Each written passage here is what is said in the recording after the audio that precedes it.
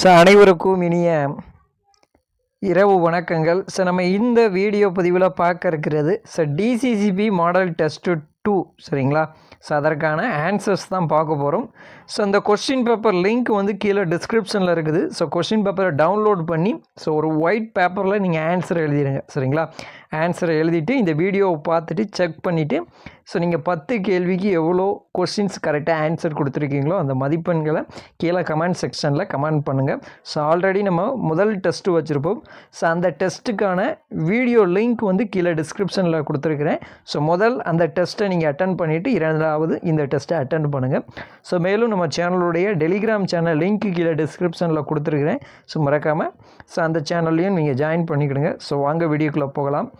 முதல் கொஸ்டின் பாருங்கள். நீண்டகால கடன் வழங்கும் அமைப்பு எதுனா அதுக்கு ஆன்சர் தொடக்க கூட்டுறவு வேளாண்மை மற்றும் ஊரக வளர்ச்சி வங்கி சரிங்களா. இரண்டாவது கூட்டுறவு சங்கத்தின் முதலாளி என்பவர் யார்?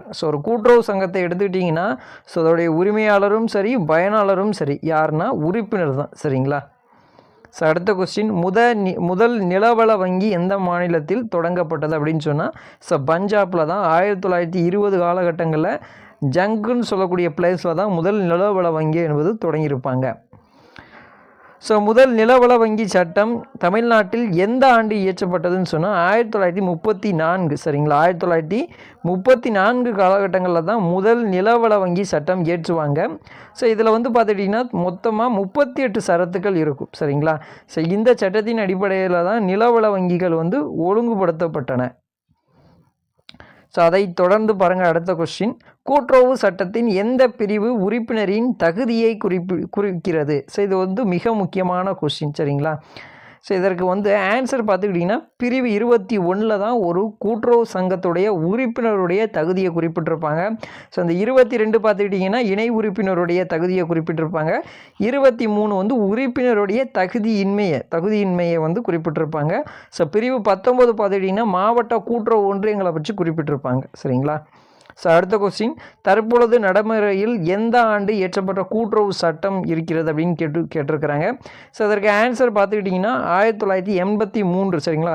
88 பார்த்துக்கிட்டிங்கன்னா இந்த 1983 சட்டம் நடைமுறைக்கு வந்த ஒரு ஆண்டு தான் 1988 சரிங்களா. இந்த சட்டம் வந்து நடைமுறைக்கு வருவதற்கு முன்னால் பார்த்துக்கிட்டிங்கன்னா தமிழ்நாட்டில் 1961 கூட்டுறவு சட்டம் நடைமுறையில் இருந்தது சரிங்களா. கூட்டுறவு இயக்கத்தின் முதன்மை நோக்கம் பார்த்துக்கிட்டிங்கன்னா சேவை நோக்கம் சரிங்களா. கூட்டுறவு சங்கத்தை பதிவு செய்வதை டேஸ் குறிப்பிடுகிறது அப்படின்னு சொன்னால் பதிவு செய்வதை பொறுத்தளவில் பிரிவு 9 குறிப்பிடுகிறது சரிங்களா. 8 வந்து நிபந்தனை குறிப்பிடுகிறது. ஒரு சங்கம் பதிவு செய்வதற்கான நிபந்தனை வந்து பிரிவு 8 குறிப்பிடுறாங்க. விதி 6 வந்து துணை விதி. பிரிவு 10 பார்த்துக்கிட்டிங்கன்னா சான்றிதழை குறிப்பிடக்கூடிய ஒரு பிரிவு சரிங்களா.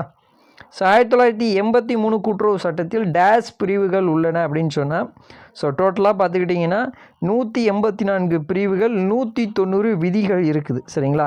இந்த 56 என்பது வந்து 1912 சட்டம் சரிங்களா. இந்த 29 சரத்து பார்த்துக்கிட்டிங்கன்னா 1904. இந்தியாவின் முதல் நகர கூட்டுறவு வங்கி எந்த மாநிலத்தில் தொடங்கப்பட்டது அப்படின்னு சொன்னால் அதுக்கு ஆன்சர் பார்த்துக்கிட்டிங்கன்னா தமிழ்நாடு கரெக்ட் ஆன்சர். தமிழ்நாட்டில் 1904 காலகட்டங்களில் காஞ்சிபுரத்தில் முதல் நகர கூட்டுறவு வங்கி தொடங்கியிருப்பாங்க சரிங்களா. இந்த வீடியோ பதிவில் நம்ம ஒரு 10 கொஸ்டின் பார்த்துருப்போம். இந்த 10 கொஸ்டினும் மிக முக்கியமான கொஸ்டின். இதில் மேபி பார்த்துக்கிட்டிங்கன்னா வரக்கூடிய டிசிசிபி எஸ்ஆர்பி தேர்வில் குறைந்தபட்சம் ஒரு 2 கேள்விகள் கேட்கலாம் சரிங்களா. மற்றொரு வீடியோ பதிவில் உங்களை சந்திக்கிறேன். நன்றி வணக்கம்.